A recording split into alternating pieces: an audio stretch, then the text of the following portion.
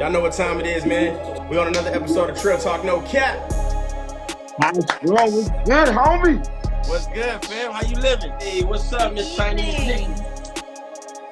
I'm trying to give the San Antonians a bigger idea of what we're talking about and how legendary this shit is. Good, man. Y'all already know what it is. You dig what I'm saying? This is another great episode of Trill Talk No Cap. Today, man, you know what I'm saying? We got the king himself, KingsCajun, Cajun King, man.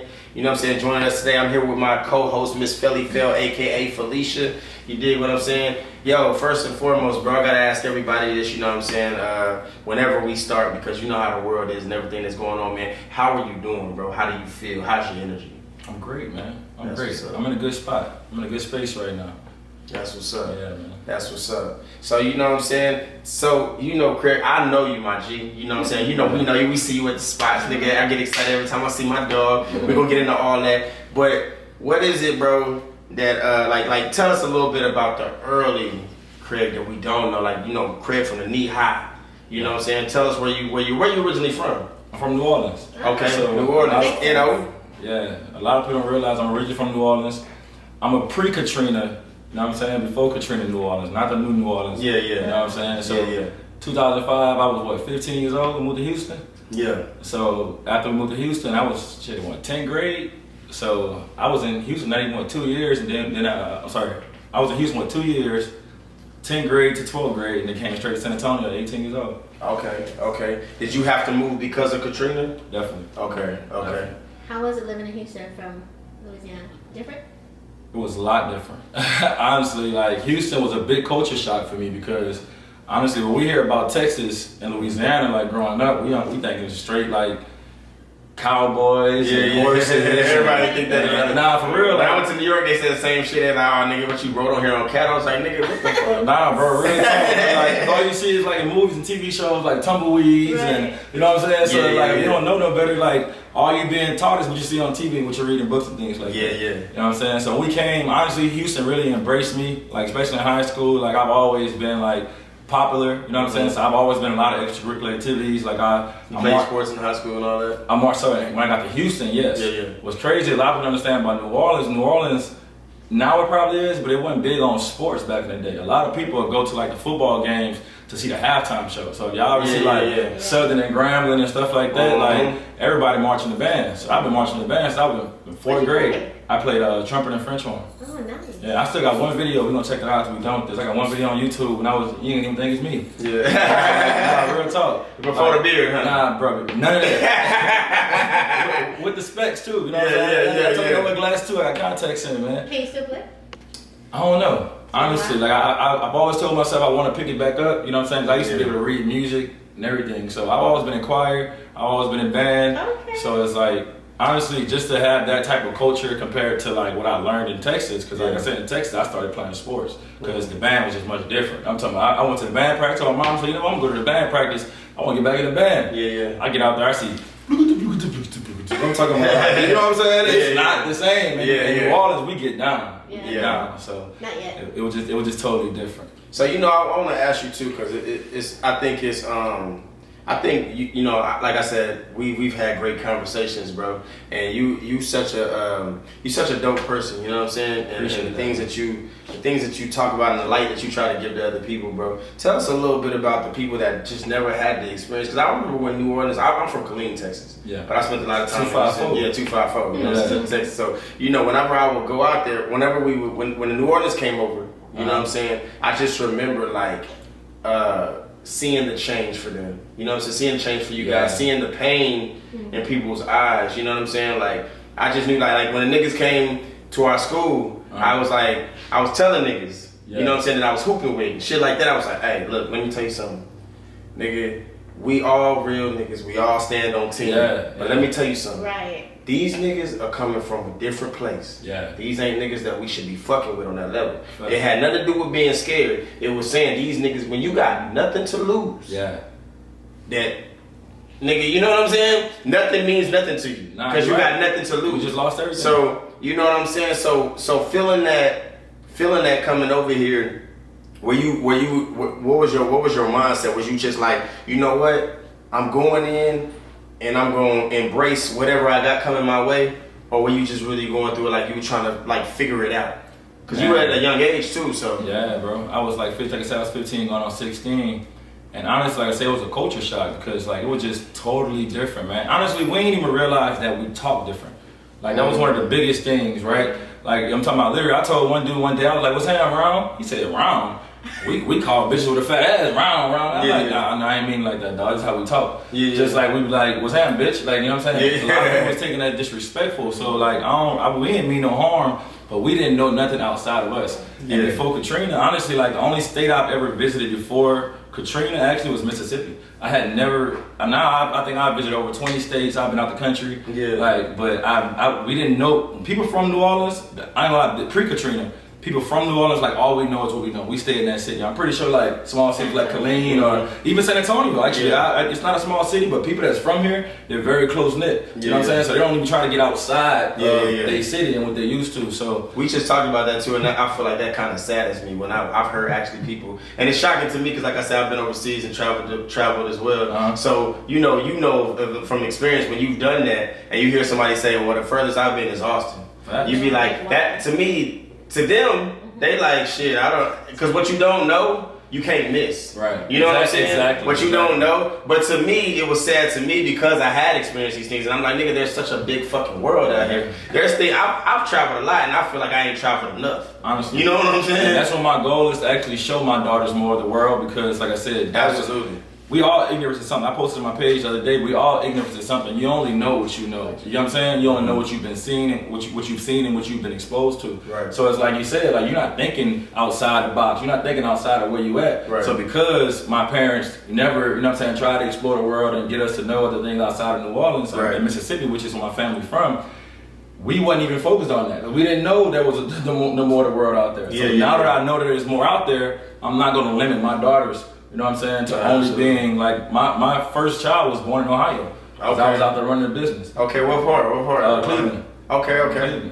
When you left, sorry, go ahead. No, go ahead. No, I got a cousin. I was gonna say I got a cousin in Cincinnati. Oh, nice. When you left New Orleans, how was that at that moment? Like, did you guys hear about what was gonna happen and you planned to go, or did you guys wait till the last minute? Because y'all went through some shit too. So I'm gonna be completely. Because it had happened many times before. Them Houston niggas wasn't really. So it's a lot that a lot of people don't even realize or don't even know about me. I barely speak on it, but actually when Katrina hit, I was in juvenile jail. Wow. So I've never even talked to a lot of people about this, but I was actually in jail as the water was rising and everything. So they actually transported me. I was in a youth study. It's called YSC Youth Study Center, but they transported me to Temperament Prison. I was in a prison at 15 years old while the water is rising, and we just hearing like, oh, you know, once a hurricane down, I can go back to the juvenile jail X, Y, Z. Right. So actually, like after being in there 3 days, I'm talking about like lights off, toilets not flushing, so people are not taking the shit, and you smelling shit for days. You know what I'm saying? Like I'm talking about this was like I would never forget it. And like when they actually walked us out, literally like think about being 15. I don't know how tall I was. I would say like 4 feet something, right? But the water was like up to here. They got us all holding on to ropes. You know what I'm saying? Like walking through the water, National Guards pointing guns at us and everything. And you were looking on YouTube, but we was on a bridge with prisoners. You know what I'm saying? So it's like the whole experience for me was totally different than what very traumatic. Did you have contact with your family? Like, did you know they were going? So believe it or not, my mama didn't find me, I think, until like, I can't put actually a time frame on it, but I would say it was weeks to a month later. My mom actually developed breast cancer because, you know what I'm saying, she didn't know, she was stressing out, she didn't know where I was and things like that. So yeah, they went to Mississippi first and they went to Atlanta. And they didn't find me because they transported us from New Orleans to, it's called Jetson Juvenile in Baton Rouge. And then I got transferred to Swanson in Monroe, Louisiana. So my mom didn't find me until I was in Jetson. And yeah, it was a crazy experience. Did they leave right away? Did you ever find out like they leave right away? So I think after talking to my big brother, he's probably watching live right now too, but talking to my big brother, he had to kind of like, honestly, like it was just last year that me and him was talking, and he was kind of like filling these gaps in for me because a lot of this stuff I still can't even give you a for sure answer. All I know is what I went through. Right. You feel what I'm saying? When you're going through a lot of this stuff, but especially during traumatic experiences, you know what I mean? Your mind almost wants to forget it. Yeah, you know what I mean. Sure. But some of the experiences. But that's one thing I've noticed about. And you can feel the energy and the character of this person when you meet him. You know what I'm saying. And from the moment that I met you, bro, I've always felt like that. Like You know what I'm saying? You just give yourself. You Yeah. be yourself. You are yourself no matter what room you in. That's it, bro. You know what I'm saying? You've never conformed. You've never looked around the room and see, okay, they acting like this, maybe I need to fit in. It was always, nigga, I'm Craig, this is who I am. Excuse me. Like, you know what I mean? Like, Yeah. and I feel like that was always, and that's dope that you meet people like that, because everybody, 90% of people you meet don't do that. Not like that. 90% of people you meet, they conform. Yeah. You know, well, they're doing this, so maybe I need to. You know what I mean? Nah, But- facts, and it takes a lot of power to be yourself. You know what I'm saying? And your story is truly amazing, because there's a lot of people that probably, you know, go through things and never knew how to, you know, persevere through it. You know what I mean? So I definitely salute you for that, man. So let's talk about this. 16 years in the San Antonio game. Yeah, bro. And when I say game, I want y'all to just see what my head's at with this nigga. Okay, I'm about to broaden your horizons. Yeah. Most of y'all just see, you know, Cajun King. You know what I'm saying? You see the all you know is that this nigga can cook the shit out of food. That's all you know. But this man has done far more than that in our community here in San Antonio. He's actually been a promoter before. Yeah. You know what I'm saying? Right? Yeah. Years. You know what I'm saying? Tell us a little bit about what you've done. Over 16 years, you've done a lot of things, bro, in this community. Bro, so before I was a promoter, to be honest with you, I was a dancer. Crazy part about it. So a lot of people, Okay. My first name coming out of high school was Mr. Rack Daddy. Okay. So You know she danced too. Hey, you know we gonna play that song. Yeah. Do the Rack I'm gonna have to hit it. Yeah. Like anybody, all my high school partners, everybody that was helping him out in the beginning of my college career, they already know I was Mr. Rack Daddy first. Mr. Rack So, Daddy. I'm talking about like the life of the party in the middle of the party. So my whole freshman year, I ain't even drink, but I was just live and turn. Like me and all my partners, we didn't drink our whole freshman year, and we were just live and turn. Everybody like, they gotta be drunk. Like honestly, like we ain't even know what alcohol really was like that. You know what I'm saying? We would just turn. Like you know what I'm saying? So I was a dancer my whole freshman year. Shout out to Don J, by the way. Don J, we was at Club Planeta off of Wurzbach. A lot of people know about Planeta. Well, I heard of Planeta. I don't think I've been, but I heard about Planeta. Yeah, people Planeta. that, people Planeta. that, Planeta. Planeta. You know she from the west side. Planeta. Yeah, you gotta say it right. But yeah, Don J actually was the first like biggest promoter out here that I've ever met. And like me and my partners was in his parties pretty much shit. Every single time he doing a party, he had the college crowd. He was a cute out of UTSA. He was popular. You know what I'm saying? So shout out to my dog. And we realized our whole freshman year, like, damn, we the life of the party. Like we the reason why everybody coming to the parties. So like we went from being the ones in the middle of the crowd to like, you know, we people coming here like they making money off of us coming because people coming here. And then that freshman year, our sophomore year, 2009, we all became promoters. So after that, like, you know what I'm saying, 2009, this pretty much was the popularity and the dancing turned into being a promoter and like, you know what, we got to get our own bag. You know what I'm saying? That's when y'all was kind of like hitting it with the flyers on cars and all that shit. Backpacks full of shit, nigga. Man, I'm talking about it rain outside, you can fly in your car, it's stuck to your window, now you got to scrape it off with a razor blade. Yeah, I know all about that shit, nigga. Yeah, so 2009 was when the promoting started. And shout out to matter of fact, ask Kevin, man. Kevin, we had a group called G Class, man. It was me, Kevin, and DJ Kevin McGee. Oh, word? Oh, Okay. shit. Damn, Kev, hold down. I've been doing that's Kev my for dog. years, too. So me and Kevin actually was in a group called Men of Honor at UTSA. These, like I said, a lot of these, When you say group, what kind of group was that? So Men of Honor is actually still around. I just followed them on UTSA because I didn't know it was still going on. But it's like, I would say it was more so a brotherhood that was about prosperity and positivity. Like we was always trying to do something. Like we, you know, like we just did events that was like helping the community or like being nice to women or just showing that chivalry is not dead and things like that. So, like I said, I've always been involved in extracurricular activities, but I always want to be attached to something positive, right? Is that how you met him? Huh? Is that how you met him? Or you knew him? Me and Kevin met at UTSA. Yeah, so we started UTSA together. Yeah, that's my dog. So that's why on my video, my promo video I did for Elmo Beer Company a few weeks ago, I used leg work with him and Lil Yoda. I used that. Okay. You know what I'm saying? Because like I said, we always trying to do things together, bro. You see your people doing something, try to bring that together some kind of way. That's a little bit about what I was telling you when we was off cameras. That's the space I'm in. Yeah. You know what I'm saying? We should be trying to like come together. You know what I mean? And really do because it's more it's power in numbers, bro. Yes, sir. You know what I'm saying? You could be the man, you could be that nigga, you could be whatever as one person. But imagine what you can do with a team. You know what I'm saying? I heard a saying the other day, bro. I gotta say this why I say that. It's he said one finger can't lift a pebble, but a hand can move mountains. You feel what I'm saying? I like that. And I love that saying because automatically that's one of them things that you just get automatically with what he's saying. You feel me? Yeah. And I that's what I see in you. You've always been like a leader. You know what I'm saying? Kevin is the same way. When I met Kev, bro, same thing. You know what I'm saying? Like, it was like we clicked. You know what I'm saying? And he's been one of those patient dudes. You know what I'm saying? So I love to see his growth and how much popularity and shit he's building now. Yeah. You know what I'm saying? Which is crazy. That's what I wanted to bring up because you mentioned years like 2009, 2010, bro. You know what's crazy?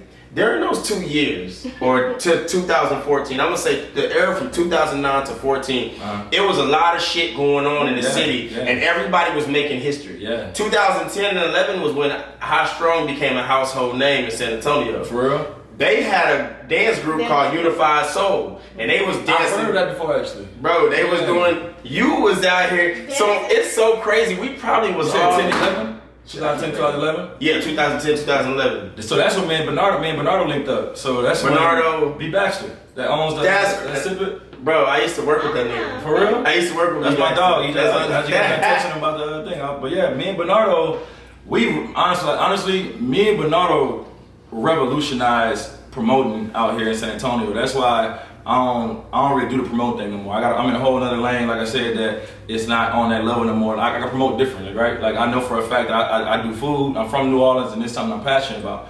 But what we notice is, you know what I'm saying, like we got a following, but at the same time, we didn't have a lot of following that like drink, you know what I'm saying? We got this following that's like from 18 to 20, right? Mm-hmm. So we in these clubs that has a bar that their bar needs to hit a quota as well. You feel what I'm saying? So like think about you put a lot of people in there, but the bar ain't really making no money, but y'all making money at the door. Mm. So what we learned was like whenever we would make a lot of money at the door and the bar didn't make a lot of money, we would have to give a lot of our door money to the club. Mm. So Bernardo, shout out to B Baxter, man. By the way, y'all go to Sip It, man. The boy got like 10 locations. Very smart. Yeah, that's my guy. He had Wingit too, didn't he? He got one Wingit that's with Sip It and Cibolo, but that's the only Wingit that they have left, but mostly Sip It's now. There's a Sip It right down the road. Yeah. Right. They got Sip It's everywhere. But man, he always been kind of locked in with that bro, shit. Let me tell you something, bro. Bernardo is one of the smartest dudes I've ever met because he showed me at a young age, bro, how to be, first of all, invest in yourself. You know what I'm saying? Like he was the one that when we done with these parties,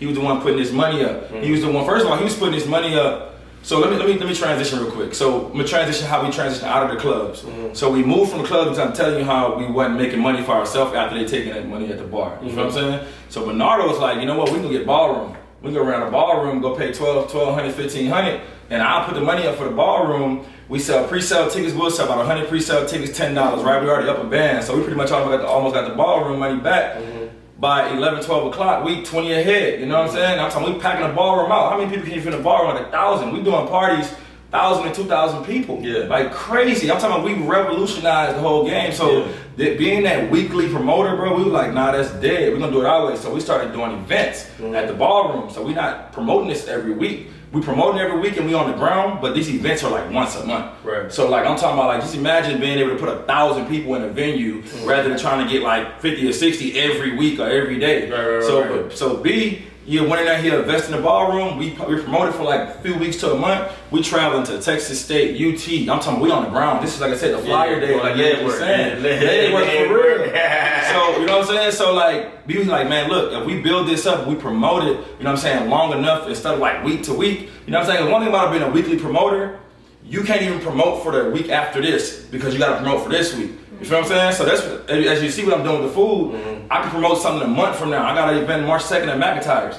Banners already all over McIntyre. You know why? Because I got the same mind frame that Bernardo Ben gave me. Like, just do events. Stop doing that weekly stuff. Of people stop appreciating you, first of all. They're like, oh, I can just catch you next week. I can just catch you tomorrow. X, Y, and Z. So anyway. Exclusivity wins. You said what, sorry? Exclusivity wins. Exclusivity. So being exclusive. Gotcha. It always wins because I tell rappers that the same thing. Like, niggas say, oh, well, come catch me next week. Catch me, they go to these open mics. But bro, I'm gonna come watch you perform every week the same set. Yeah, exactly. You see what I'm saying? Exactly. You gotta be, that's why like, even for me, like niggas that even if they hate, even if they like, nigga, I don't wanna, nigga, but everybody talking about the show, nigga, and I only perform once here like that with my concert. You gonna come just because, nigga, they didn't already talking about going. And y'all the next time you gonna see me. Exactly. Facts. So, nigga, when I always said that, bro, and I try to tell a lot of niggas that, but you know, niggas, they gotta wanna listen. Hey, man. Like I said, you gotta let people, sometimes, bro, you gotta let people do it their way. Yeah, you know what I'm saying? facts. So yeah, so anyway, man, so when Bernardo did that, that showed me like, you know what? Y'all actually bigger than y'all are. Y'all can get out these clubs. Like, we ain't saying F the clubs because they're gonna always be there. You know what I'm saying? Those weekly spots you need, that somebody's birthday, you need somewhere to go this week because it's their birthday, whatever. So that's gonna be there. But at the same time, like you said, people stop appreciating you because they get familiar with you. You feel what I'm saying? So anyway, I said to say I appreciate my boy B Bax for opening my mind to, you know what I'm saying, being able to not limit myself. And I'm taking that same mind frame and I'm doing that with the food now this year. Yeah. So that's why y'all don't see me somewhere every week this year. You can't catch Craig, you can't catch KingsCajun. Yeah. And then you don't know where he gonna be next. Well, I'm glad I got your damn number. I'm gonna catch his ass. You know what I'm saying? You gotta know me, nigga. But think about Bentley's, right? When people know Craig gonna be here next week, he gonna be here Saturday, he gonna be here Sunday. Like, you know what I'm saying? So they can come like on their own merit, their own time. Yeah. Man, them people stop appreciating man. Yeah, no doubt. So shout out to B Baxter, man. You know what I'm saying? Yeah, my dog. Good dude too. Good dude, man. Man, you know what I'm saying? First of all, I love seeing y'all be so successful at what you're doing, bro. You know what I'm saying? To see a young black man doing it, you know what I'm saying? That's what we need. That's the inspiration. You know, I'm talking some of these schools, bro, and those kids see that type of shit. Yeah. They see, you know what I'm saying? They might see me share something of yours, or they might have seen me and they're like, damn, that's crazy. You know what I'm saying? Like, because in their head it's possible. Yeah, I see when you gave away all the flies on stuff, bro. That was cool, bro. Yeah. Like, they shiny autograph, bro. I'm like, bro, them kids, bro. They felt like they just grabbed a Wayne, bro. Like, we gotta get you one day to cater to that. We gotta do something for the. I told them that I wanted, because the kids are too young to come to some of the concerts, right? Because we go in the clubs, whatever. So one day I'm gonna do a concert for them. We gotta have you step out there. That'll be love. You know what I'm saying? Bro, I got you. Absolutely. But so, bro, you know what I mean? First of all, it's dope that you stepped into promotion like that. You know what I'm saying? Because a lot of people wouldn't even know that. Yeah. You know what I'm saying? And the ones that Craig can tell you, man, 2009 to 14 was a time. It was crazy. You know what I'm saying? And it was different. You talk about the MCing? Yeah, I was MC too. Okay. So I went where you was MCing at? I was a promote, bro. So,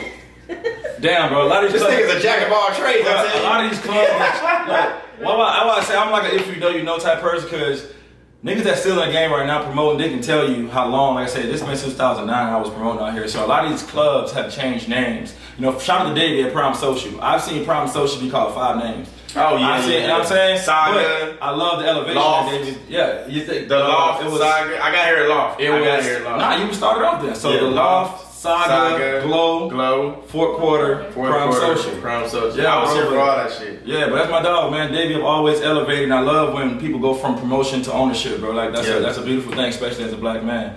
Yeah. But yeah, bro, I was MC. Matter of fact, I was under the Party Boy DJ's umbrella.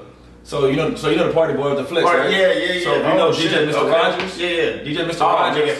Hey, that's my guy. He the one that put Kirk on, really. Yeah, because we're at PV. Yeah. So if Mr. Rogers started a group called Party Boy DJs, right? So this was a core. You remember it was core DJs, Party Boy DJs. It was just everybody starting these group of DJs. So San Antonio had an umbrella of Party Boy DJs, and I started the Party Boy MCs. So actually, I hope Keep Up watching this. Keep Up came after me. You know what I'm saying? He'll tell you that. Keep Up came after me. P Hill came after me. Shout out to my nigga Keep. Yeah, shout out to P Hill. That's my nigga too. It's all my dogs. So at the time, last night. It was DJ Sheed Nomic, which me and Kevin, like we real good friends with Sheed. He don't DJ no more. With DJ Sheed Nomics, believe it or not, bro, we was roommates. And she went and got a board, mixing board from a Guitar Center, and it came with a mic, with a wired mic, bro. No lie, you know what the reserves at Babcock? Yeah. We decided, like, you know what, bro? We're gonna do a house party. We got this board now. Yeah. My boy not mix, bro. I'm talking about, like, bro, it's in between the sets, shit cutting off, dog, like everything, dog, like shit cutting off. You gotta learn. That's how you learn, bro. But get what though? When I say, bro, I've been to a lot of house parties in college, right? And to this day, we had probably like, man, about 40 people inside, but like 100 people outside, bro. But to this day, that party never got shut down. Police didn't come or nothing, bro. It was hot as hell. But when I had to figure out how to MC, because she didn't know how to transition from song to song, bro. Yeah. So like I'm talking while he's trying to get to the next song, you know what I'm saying? The song cut out, everybody like, what's going on? I'm like, everybody in the house with your real hair. Yeah. So I'm like, nah, y'all ain't about to, this party ain't about to die down, man. So So I started MCing. I like that one too. I'm a host, so I'm gonna take that. Everybody in the house with your real hair. I'm gonna write that down. Everybody in the house with your real hair. So, but yeah, bro, like I learned how to MC just on the wing, bro. It was my roommate, and like I said, bro, like Rogers came down. He was coming down here for a few gigs, a few parties, and he started the Party Boy MCs. I don't know if you know DJ Slow Boogie. Slow Boogie, I have heard. So Slow Boogie had the beard. Him and Don J real cool, bro. That was my guy. Yeah. It was Slow Boogie. Then DJ Rambo, Sheedonomics. It was just a few of us, bro. We had our own little group at UTSA. Then Keep Up, and then when me and Bernardo started doing parties, P Hill started MCing. And shit, for real. So I told P Hill, I like, man, look, my guy, you got it, bro. Like, cause at the end of the day, now me and Bernardo, we the older ones and we the face of this. So I'm like, I don't want to be the life of the party anymore. I went from dancing to promoting to MCing, and you know what I'm saying. Sometimes that's one thing I feel about San Antonio. I'm gonna just say that right here. A lot of people don't know when to pass the torch. Thank you. You feel what I'm saying? Like, and I don't mean no pun to nobody, but sometimes you gotta know when to pass the torch. And a lot of people have a problem doing that. You feel what I'm saying? So I know when it's my time to get off the scene or to not be the one that's the face, especially when you know how much money you bring on the back end. Right. You feel what I'm saying? When you like, shit, I ain't gotta be the face if I'm getting the cake. You feel me? Yeah. Like I remember we did Workout Plan 2. And we brought B King down, bro. Like, people don't know to this day, Bernardo will tell you, honest to God, on my daughters, bro, that's the biggest party we ever threw. And I think it was at the studio, bro. We made 27 racks, bro. 27 racks in a big ass space, bro. Ballroom type of shit, bro. But it's like, in my eyes, bro, like, this is the biggest bread I've seen at this young of an age. You know what I'm saying? So I'm like, why do I even want to be a face of anything if we bringing in this kind of money? And I don't even want to know how much we making. That's why the first time I said it, they like, hold on, you still got that? You did. But yeah, man. But that's just because, you know, like, that's the humbleness in you. And two, like, a lot of niggas that want to be the face, bro, it's all ego. Yeah. You see what I'm saying? It's a lot of ego-driven shit, bro. You know what I'm saying? Like, and I've learned. I be thinking like they ain't get attention in high school or something. Like I'm like, bro, I be feeling that same way. Your parents ain't love you or something. Like I don't know. Like maybe you just started pulling girls or something. I don't know what's going on. Like I don't know. I'm not like I'm not an expert on loserism. Nah, bro. Like. But yeah, bro, I don't know. I don't see how people do that, man. Like I said, you gotta know when to pass the torch, bro, and know when it's your time to transition. Honestly, like once I got done even with the promoting shit, I seen Bernardo. Matter of fact, Bernardo, I don't know if you remember, had a food truck called Countdown Wings before he even got into it. And that's when they first started the block. That's where he started from, the food truck part. Bro, I went and helped my boy clean out his first food truck, bro, and he bought it at a junkyard, my dog. I swear to God. And he took off, bro, but he still taught me, bro. Bernardo knew how to invest. He took the party money and transitioned into his food truck. And it's crazy not even thinking about like me doing food. Bro, this man been having this mind frame, bro, over 15 years, bro. He just always knew when to transition to something else and invest his money. Like Bernardo, I remember coming from Incarnate where he transferred to UTSA. He had a slab, bro, Buick. That boy back door and got the Camaro. I'm like, hold on. The party's doing this for you? Like, come on, B. Like, I'm still riding my busted up 98 Ultima, you feel what I'm saying? But B always knew how to invest his money, bro. So it's like to see him do the Countdown Wings and now have Wing It and Sip It. Like, bro, like I said, I'm gonna always give my dogs their flowers, man. Like, I gotta stop by Sip It too. That's like a bar? No, Sip It is a daiquiri shop. Daiquiri shop. Yeah, I gotta stop. Believe it or not, what's that daiquiri shop? Fat Tuesdays tried to come here. He just bought them out. Oh, okay. Turn into a Sip It. Oh shit! Power moves. That's crazy. Hell yeah. Power moves. He always had that mindset though. You know what I'm saying? Like we always chopped it up. Yeah. Like I said, I used to work at an after school program with him on the Fort Sam Army base. His mom actually worked up there too. Yeah. His mom worked with us, so we, you know what I'm saying. So we all used to kick it, and you know what I'm saying. We had a lot of great conversations and great laughs. Yeah. You know what I'm saying. But Bernardo's always been the person that like he just he's a big ass nigga. I always told him that like, damn nigga. Yeah, huge ass nigga. I think you're done. Whatever JP, I see you. Whatever you're doing in the gym, you're done. Yeah, no, you're done. You won. And I ain't lying. Don't forget my boy Daryl Smith. So him and Daryl are actually partners with Sip It. I don't forget Daryl. They're actually business partners. So it's Daryl and it's Bernardo. Shout out to Daryl. So me and Bernardo was, like I said, Bernardo was in my wedding in 2015. You know what I'm saying? So we always been locked in. And when I moved to Ohio, Bernardo and Daryl kind of clicked up and they linked up. I think Daryl had his own business already. They got together, two black bosses, you know what I'm saying? And they just took off and now they got franchises. So now they, you know what I'm saying, selling their franchises to the people. They ain't got to be at all these locations that you see. Hell yeah. Yeah, him and Daryl, they doing their thing, man. I can go to them for anything, bro. So is that something that you interested in? Because I actually see your business taking off, and I mean you've already taken off. But I see you going. I see you like with franchises and states and overseas. Like, is this something that you want for what you're doing, or? That's a great question, bro. Because a lot of people keep asking me that, right? And I actually had to sit down with Bernardo like less than a month ago.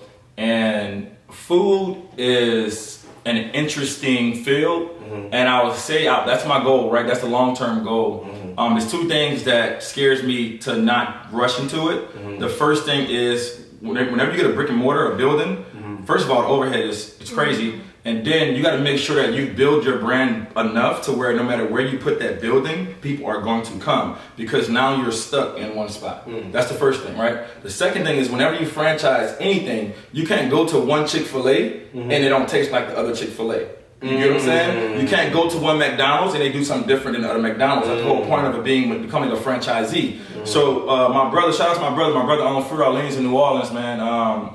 Whenever y'all in the city, y'all make sure to check that out. My brother is teaching me about franchising, you feel what I'm saying? And whenever you franchise anything, you gotta make sure people don't water down your quality. You feel what I'm saying? Right. So that's what I'm scared of. It's like people keep asking me like McIntyre's right now. They want me to do McIntyre's North Star, and then they want me to do McIntyre's on the South Side eventually. I'm like, I gotta be able to trust whoever I send downtown to be able to do the same thing I'm doing over here, because now my name is on this. You feel what I'm saying? Right. So that's my only thing, is like making sure that the quality that I built going on 5 years with this is gonna stay the same. So until I can get a formula, right, which I have the formula, but until I can actually pass that formula down and actually see somebody replicate it and do the, and I'm talking about, it's more than just the formula, right? It's customer service, it's, you know what I'm saying? It's so much more that comes with this, bro, that like people don't realize. Marketing, dude, like I studied different entities that help, you know what I'm saying, that make this shit what it is. You know so you gotta make sure all of that is. Which I was gonna ask you so it's like, you know, to work for you, right? To say, hey, I wanna work for KingsCajun. You know what I mean?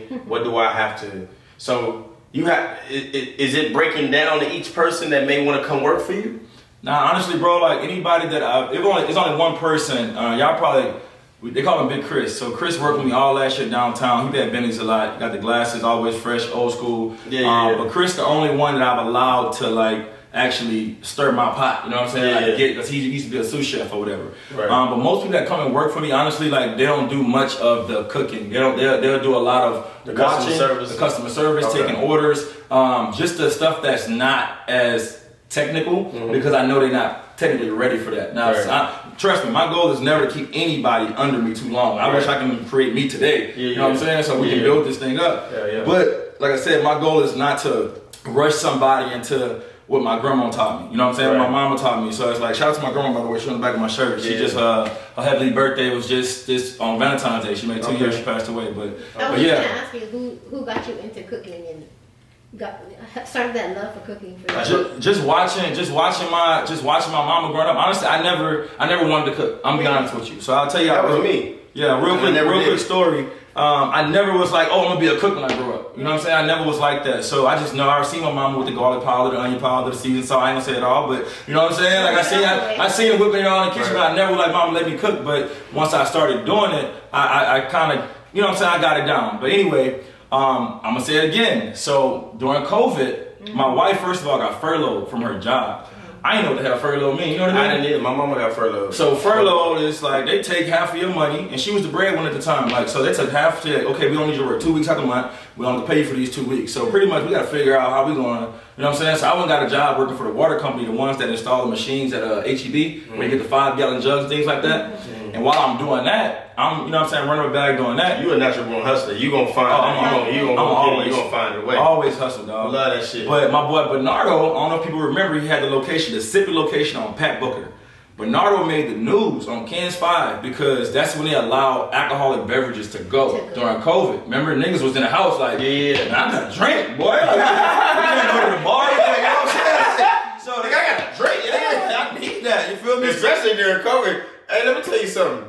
I gotta say this. Hold that thought. Yeah. But I gotta say this, because I seen this shit on so many different shows. Because you know we was watching TV like all the fucking time. That's all, yeah. The crazy thing is they was talking about how niggas was actually getting to know their wives and kids. like, hold on. The divorce rate and the marriage rate was high as fuck. Like, both of the shit was even because niggas was like falling in love with their wife again and then was like remarried. Then niggas was like divorcing their bitches because they're like, I can't fucking stand motherfucker too long. Females was like, I fucking can't stand this nigga. You know what I'm saying? So, you don't really know because y'all always on the go. Y'all working, y'all. You know what I'm saying? Yeah. So COVID gave us the time to sit the fuck down and say, see everything that was going like, on. I'm really, like, I'm so glad I feel like Sean, my nigga, my roommate, I feel like that nigga is my nigga still to this day because we didn't have we wasn't roommates during COVID. Because, nigga, I'll be like, nigga, if I had to look at you niggas every day, because I be telling niggas all the time, because my daughter actually just went this, and we gonna get into that next about your daughters.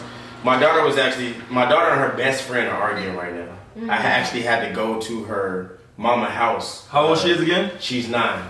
She's 8. She's getting ready to be 9 in April. Okay. I had to go to her mama's house recently, like a day ago. Was it yesterday, Secret? It was yesterday. I had to pull up at her mama house because they was arguing on the iPad. My daughter, so I know the other girl's daughter's mom. Mm-hmm. So she called me like, hey, you know the girl's been arguing. I said, well, what they arguing about? So she sent me screenshots and shit. She sent me a screenshot of one of the girls saying, leave me the F alone. But she didn't say the word, she just put the letter F. Yeah. So me being the dad that I am, how I am with my daughters, there was no way I'm thinking that's my daughter. So I said, so your daughter told my daughter to leave her the F alone. Like, you gotta talk to her about that. She said, she didn't even call me strong, she said Paul. Mm. She said, look at the threads again. Yeah. And I said, well, that's that can't be right. She said. So nigga, pull up, get your ass outside. Nigga, I'm hot. I want to top fire their ass. Like my mama showed up. My mama got a little bit more soft spot, you know what I'm saying? But I'm like, who talks like that? And then she tell the girl, well, my family got my back. First of all, she was like, and then she told the little girl, we're gonna brrr your house. That's what she said. I said, who taught you how to talk like that? Where do you hear that from? She's like, well, I know you got uncle. They got my back. Mm. They don't move unless I say they move. So listen, you not even built like that. That's not how we raising you. Yeah. So don't talk like that. Like, she made me so hot, bro. She got ops. You know what she said? She connected out here in these streets. But it's crazy because, which is what I want to get to too, is like, bro, you are an amazing father. I appreciate you. The world knows that you're an amazing father. And listen to what I'm saying. When I say the world, I'm not bullshit. This nigga really got like 100 million people looking at his TikToks trying to learn how to be a father. Like, you know what I'm saying? We taking notes out here. You know what I'm saying? Yeah, man. I think that's dope, bro. I love the camaraderie and the relationship that you have with your kids. You know what I'm saying? Tell us a little bit about that, because I know that Secret we was talking about Lil Duval reposting you. Yeah. That's crazy. Yeah. You know what I'm saying? Lil Duval. Is that like a random? And I've seen your videos. Your videos are amazing. Be honest with you, so I backtrack on, I feel like, where this comes from, besides God, of course. Right. You know what I'm saying? Like, besides God and manifesting these blessings, I came up in the Twitter days. You know what I'm saying? So when me and Beaton, we was promoting, I understand marketing, I understand trends, I understand hashtags. So before all this stuff, even like everybody just on the trendy stuff now, I really understand these things. And I went to school for public relations and marketing. You feel what I'm saying? So a lot of this it's all coming together based off of what I've known before. My wife never really was the social media person until we split a couple years ago.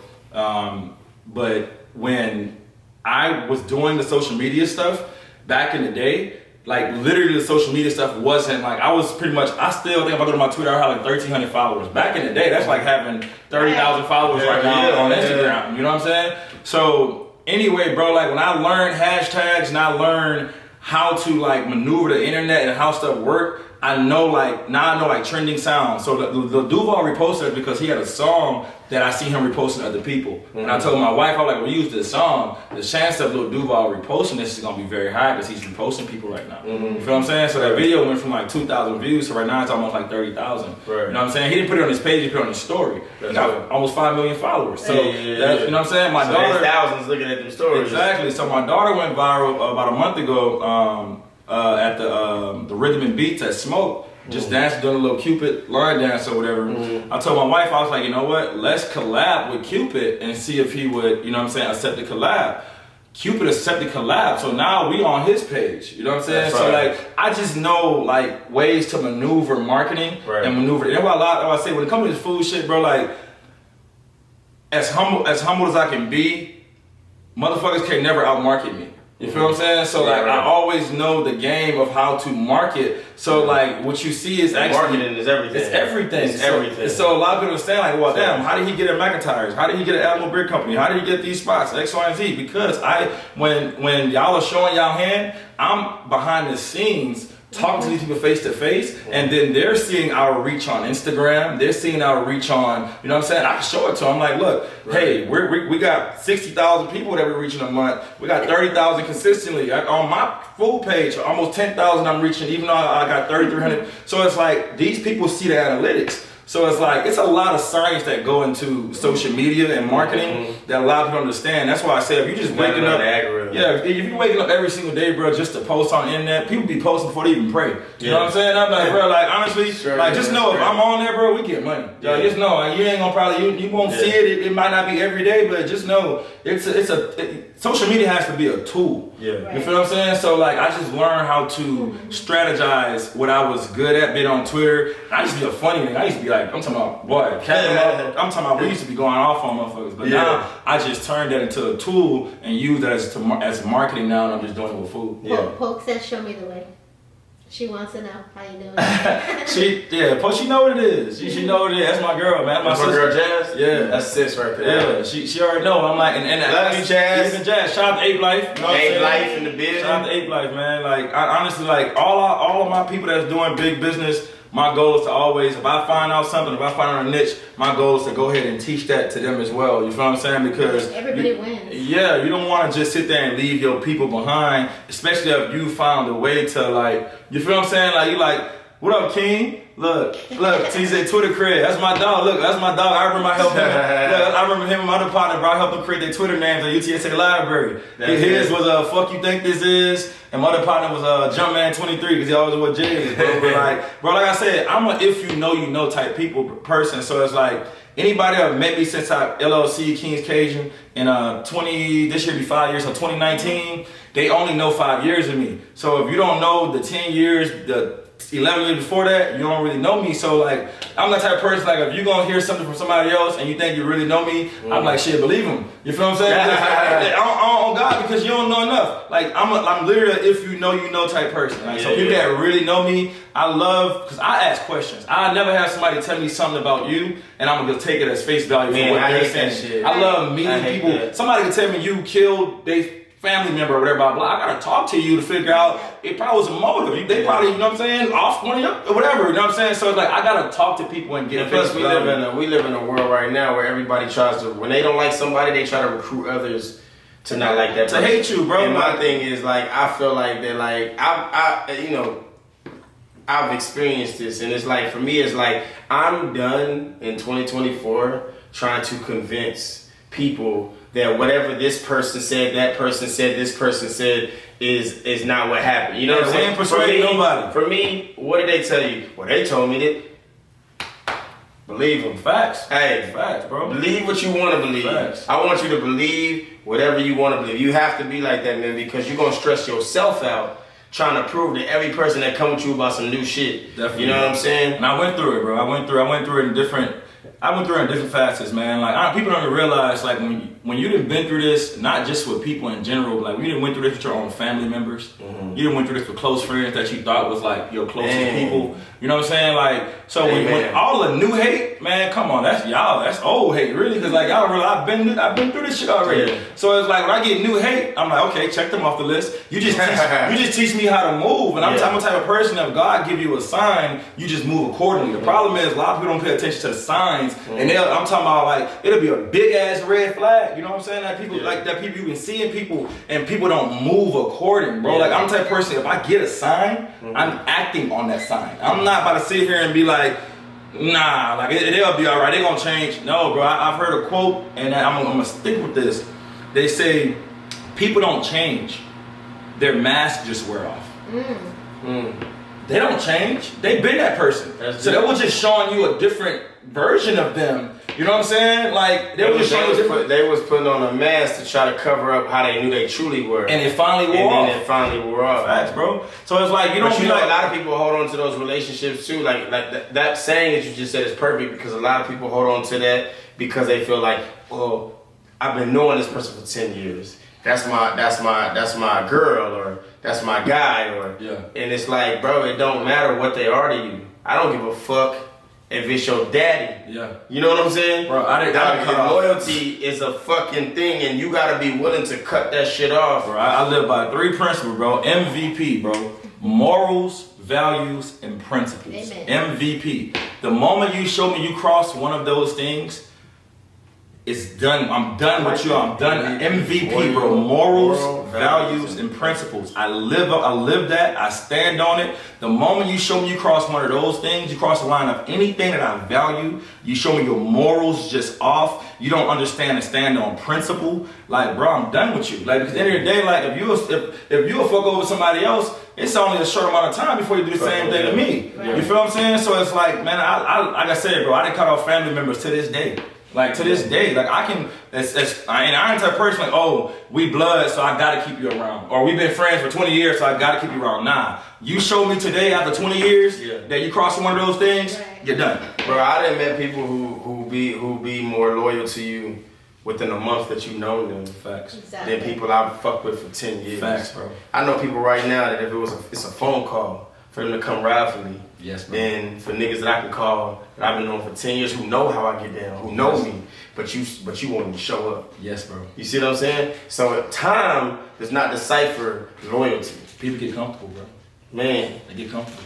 You know what I'm saying? What Future said, bitch, don't get too comfortable. Before we move on and talk about your daughters, we want to bring some of your food. Let's get some of this food pot. Yeah, man. So we gonna taste. This is the first time. First of all, I'm happy because they never let me eat on camera. Oh, he smacked you last. I didn't watch a lot of y'all shows, right? And as I'm at the house, I was like, you know what, man? I said I ain't never seen nobody bring food to my people. I was like, you know what? You can't interview KingsCajun without bringing no Cajun food. So look, you know what's crazy? They inboxed me too. They was DMing me talking about, is he bringing food? Like, why you trying to come? Yeah. Like, so look, I brought my people some jambalaya. I brought them some fried catfish. Yeah, go ahead. I'm good. Y'all take it off. I'm gonna eat all camera. I want the catfish just too. Yeah, I got them some catfish. I bought some jambalaya, and I'm like, you know what? Shout out to Secret the Server. Yeah, man. I don't even need no salt. So tell us about what you cook and what people can expect to get when they come to your. So believe it or not, I'll tell y'all, my name KingsCajun. First of all, King is my last name. My name is Craig King, right? If y'all ever go to New Orleans, one of my favorite places to visit for food actually out there is called Cajun Seafood. It's on Claiborne. But look, this right here, this hitting. What up, Kiki? This is hitting. Let me tell y'all something. Appreciate it, man. If y'all can taste it. If y'all can taste the joint right now. But yeah, I don't. You would never hear me call myself a chef. Because I didn't go to school for this. You feel what I'm saying? This came from my ancestors. You know what I'm saying? This came from my grandmother. This came from my mama. You know what I'm saying? So it's like, you would never hear me calling myself a chef. If you look at my chef coat, it says Craig King. Under it says Cajun Specialist. That means that I specialize in Cajun food. So the only thing you would ever hear, people trying to say, oh, you should try this, you should do this, you should do these type of tacos, this and that. I cook what I was raised on. I cook what I'm used to. So you will only ever get Cajun food from me. Right? If I do a taco, it's gonna be a Cajun taco. Mm-hmm. You dig what I'm saying? Oh yeah, go ahead and grab that. Come on, man. And yeah, we don't do Tabasco, we don't do Crystal. We gotta show them, man. We gotta have Louisiana, man. I brought the Louisiana for my people too, man. So once again, for the people tuning in, tell them again what they're trying. So right now they're eating jambalaya. You know what I'm saying? I brought them some jambalaya. It has beef sausage in it and also some shrimp. Native to your home of? Native to New Orleans. You know what I'm saying? So I do all kind of Cajun dishes. Get you some. They got some catfish over there too. They about to smack on in a minute too, man. Oh yeah. What I got popular off of when I first came out was seafood bowls.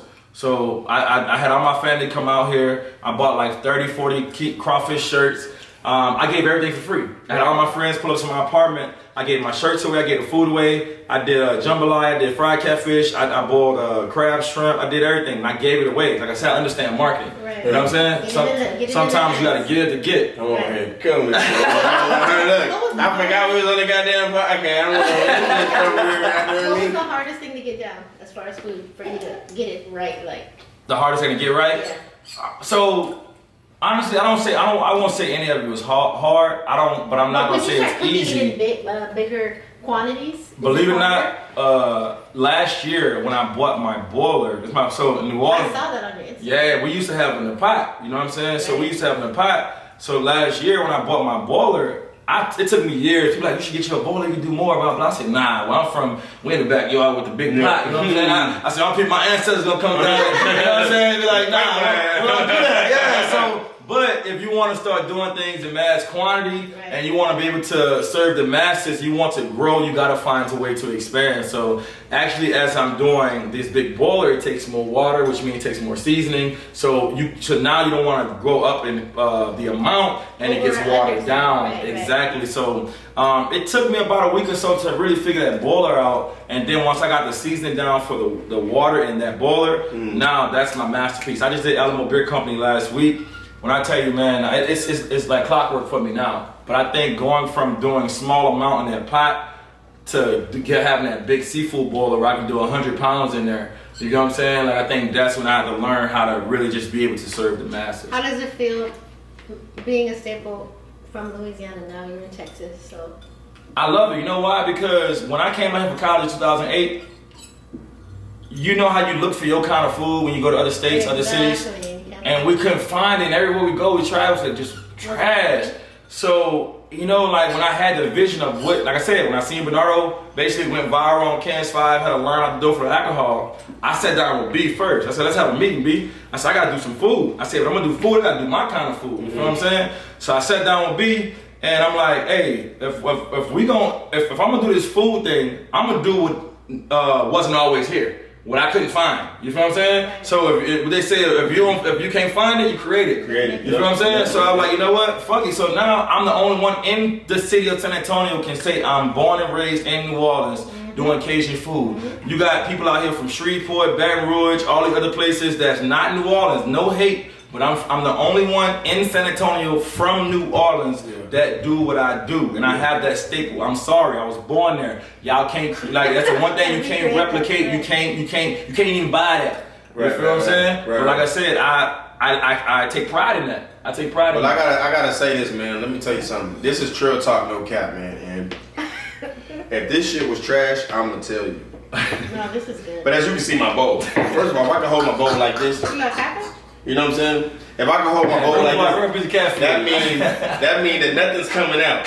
That means that shit empty. You heard me? Shit, man. Hey, look, this man makes some amazing food, bro. This shit, and I'm gonna be honest. Seafood, I don't eat a lot. I only eat fish, man. You know what I'm saying? I love blackened catfish. I love different things. You know what I'm saying? But I don't even know. I've never tasted a jambalaya that I like. But this shit is fire. You know what I'm saying? No cap.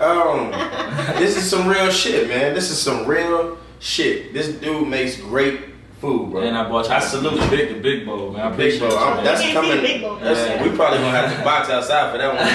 That's coming at home with me. You know what I'm saying? Where can they get, like right now, where people want to go get your Right now, are you stationary or you're mobile right now? This year I'm doing it differently, right? I said I'm taking the page out of me and Bernardo book when we went from the clubs weekly to the ballrooms, right? Now you really only catch me at events this year. Shout out to Bentley's. I was stationed at Bentley's on Broadway for 2 years. Last year I did Bentley's Beer Garden. Like I said, after people have your service for so long, they stop appreciating you. So this year I'm only doing events. So I'm gonna either promote it weekly, where I'm going to be at the next week, or where I'm going to be at the next month. So I just did El Ojo, they shut down. I did last Saturday, and I did Alamo Beer Company last week.